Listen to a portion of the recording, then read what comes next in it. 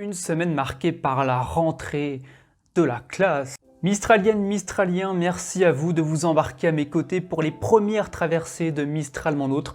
Merci à celles et ceux qui m'ont fait quelques retours très constructifs sur mes 2 premiers contenus dans l'optique d'améliorer le produit et vous récompenser de m'avoir accordé votre confiance. Allons-y Ramsey pour les épisodes diffusés du lundi 30 août au vendredi 3 septembre 2021 sur France 3 avec des Corcel fêtards, une Barbara en pétard, des futures mamans dans le coltard et un Jacob revanchard.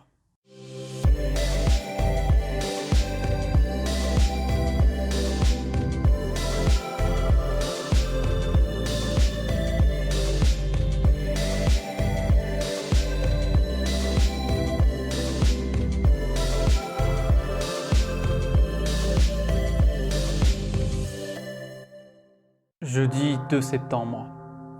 12,4 millions d'élèves au purgatoire.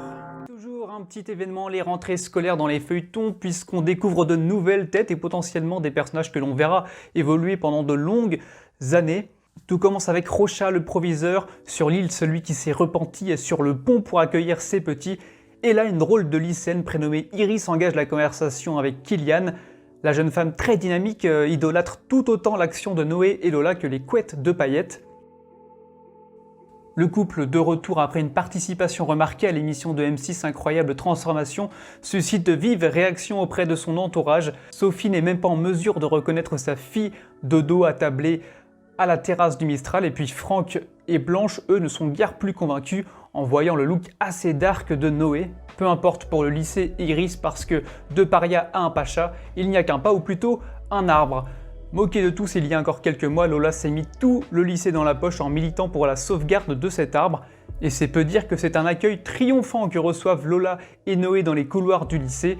Iris, elle, n'est pas loin de tomber à la renverse, et plus tard, elle accepte même de refiler 30 balles à Bilal simplement pour obtenir l'adresse de Kylian, qui lui profite de l'absence de sa mère pour concocter une petite fête à l'appartement des Corcel.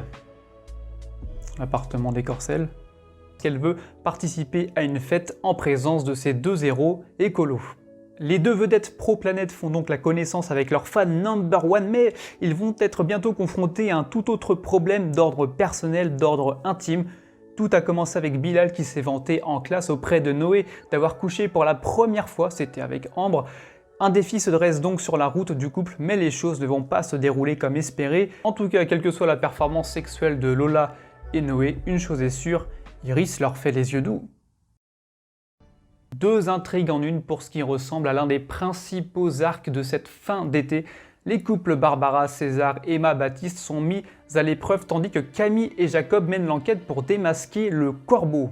Après le saut en parachute où la prod a consenti à de gros efforts pour rendre le moment authentique, César et Barbara sont douillettement installés pour consulter les photos de cet événement, des photos rapportées par Maxime à l'appartement d'Emma. Malheureusement pour Barbara, César a davantage admiré la vue d'Emma que la vue d'ensemble. Mais il tente de renverser la vapeur en assurant que Barbara a regardé Baptiste avec insistance. Sur le coup, la défense est totalement pétée, mais les événements à venir pourraient lui donner raison.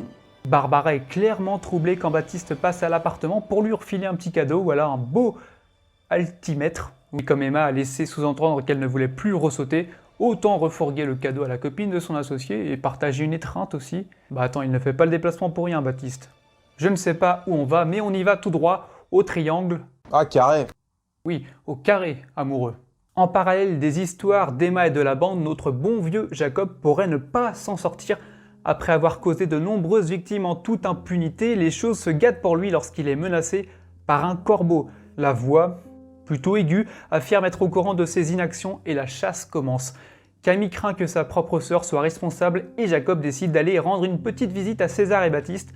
En une phrase, Jacob enlève le sourire dressé sur les lèvres de Baptiste qui, à défaut de nous pondre un nouveau dont il a le secret, comprend qu'il a grand intérêt à remettre sur Becky la bicyclette de Jacob. Les soupçons de Jacob se portent directement sur Emma, mais pour Camille, il est inenvisageable de s'attaquer à sa sœur. Des soupçons qui forcément s'accélèrent lorsque Jacob reçoit du corbeau la mission d'éliminer Maxime, le moniteur de parachute, et qui cherche par tous les moyens à remettre Emma dans son lit. Un Maxime que Camille connaît bien puisqu'elle était présente lorsque le moniteur a remis les photos en main propre chez Emma et Baptiste. Avec Jacob, on est donc potentiellement parti pour un nouveau cercle infernal et tout le monde est en danger. Les cycles de Jacob et Camille peuvent rappeler ceux de l'Enchanteur. Je vais en reparler de l'Enchanteur dans quelques instants. Parlons de Laetitia et Valentin, deux naufragés pour qui les aventures sur l'île n'ont pas eu de grosses répercussions sur l'avenir. Deux de plus, vous me direz. Valentin avait soi-disant pris le cœur de Laetitia alors que Sébastien s'était contenté de lui prendre la main. Eh bien, force est de constater que les choses ne sont pas aussi claires. Entre les absences répétées pour sillonner le monde et la dernière révélation de Debbie, la coupe est pleine pour Laetitia. En effet, celle qui était censée être une simple collaboratrice de Valentin est en réalité l'épouse de celui-ci et ils se sont épousés à Las Vegas, mais malheureusement la pauvre Debbie s'est fait cocufier très rapidement et donc Laetitia a perdu toute confiance en Valentin. Et oui, parce que hélas, l'adage comme quoi ce qui se passe à Vegas reste à Vegas a été démenti par la faute de Debbie qui fait fuiter ses noces avec Valentin dans la capitale du jeu. De quoi foutre les jetons à Valentin. Avec les jetons à l'idée de perdre la femme de sa vie, Valentin fait all-in en 1 minute lorsqu'il lui rend visite à l'appartement et il fait une déclaration d'amour enflammée à Laetitia, mais la mère de Kevin passe son tour, l'envoie au tapis et lui signifie la fin de leur relation. Et malheureusement, les scènes rafraîchissantes entre Laetitia et Valentin sur l'île ne rencontrent donc pas de lendemain et ça commence sérieusement à tourner en rond cette histoire. On joue depuis trop longtemps sur le tableau social puisque Laetitia répète à l'envi qu'ils ne sont pas du même monde. Bon, et bien peut-être que la belle va retrouver Sébastien. Le match semble relancé, êtes-vous plutôt team Sébastien ou team Valentin? Pour l'heure, difficile de savoir qui entre ces deux compétiteurs va définitivement prendre la main. Lu, Ellie, Catherine.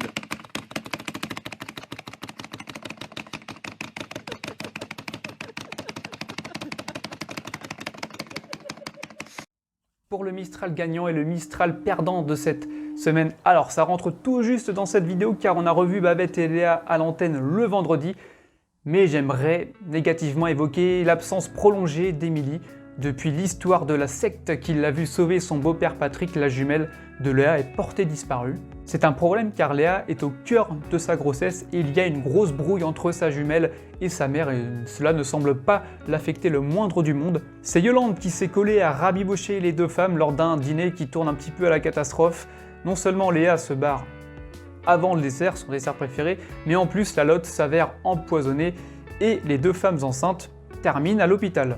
Quand on crée des jumeaux ou des jumelles pour un rôle récurrent, il est pour moi inadmissible de ne pas faire corréler un minimum les agendas des deux interprètes. Si jamais Léa et Babette accouchent séparément, j'ai même bien peur qu'il manque du monde à la maternité. Je suis chafouin, mais il y a bien quelque chose que vous puissiez faire pour me canaliser. Allez jeter un petit coup d'œil à ma vidéo spéciale jumeaux et jumelles dans l'histoire de PBLV. Si vous voulez vraiment me donner le smile, mettez un petit pouce bleu ou allez, abonnez-vous pour les prochaines vidéos. Un petit peu plus tôt, je vous avais teasé une séquence sur l'Enchanteur, et bien j'ai presque menti. Je vais vous parler de Jacob. C'est vrai, il est réellement difficile de complimenter ce personnage car il a séquestré une gamine pendant 10 ans et l'actualité n'est pas vraiment à même de minimiser son passif pour commenter son actuelle évolution. Cependant, j'aime l'idée d'avoir en permanence un tueur aux séries au Mistral. Ce type, il est réceptionniste au Céleste et ses présences en permanence sont une source de tension, comme l'Enchanteur parvenait à en créer en son temps, à en créer lorsqu'il avait sévi à de maintes reprises, quand bien même son identité avait été révélée au public. Je n'ai pas honte de le dire, j'espère que Jacob ne sera pas démasqué ou pire au terme de cette affaire de Corbeau. Une intrigue qui démarre assez originalement puisqu'il passe de traqueur à traqué. Alors va-t-il craquer ou plutôt marquer ? À défaut d'avoir convaincu cet été, je trouve que ces intrigues de septembre nous donnent l'eau à la bouche. J'aimerais bien voir à terme une relation s'installer entre Barbara et Baptiste avec un beau papa Léo qui pourrait nouer une belle relation avec le père de Mathis. Emma et César, je trouve qu'il ne faudrait pas insister, leur temps est fait pour moi. Jacob, ça reste intéressant, les caprices de Babette à l'encontre de Léa semblent appartenir au passé enfin.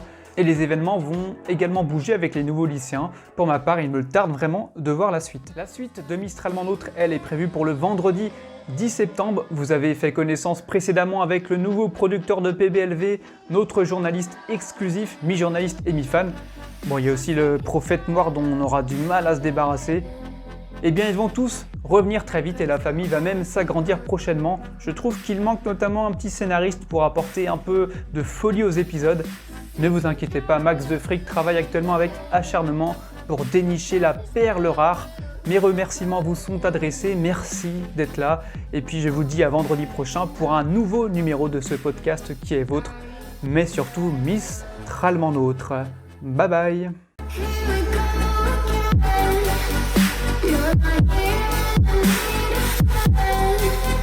You're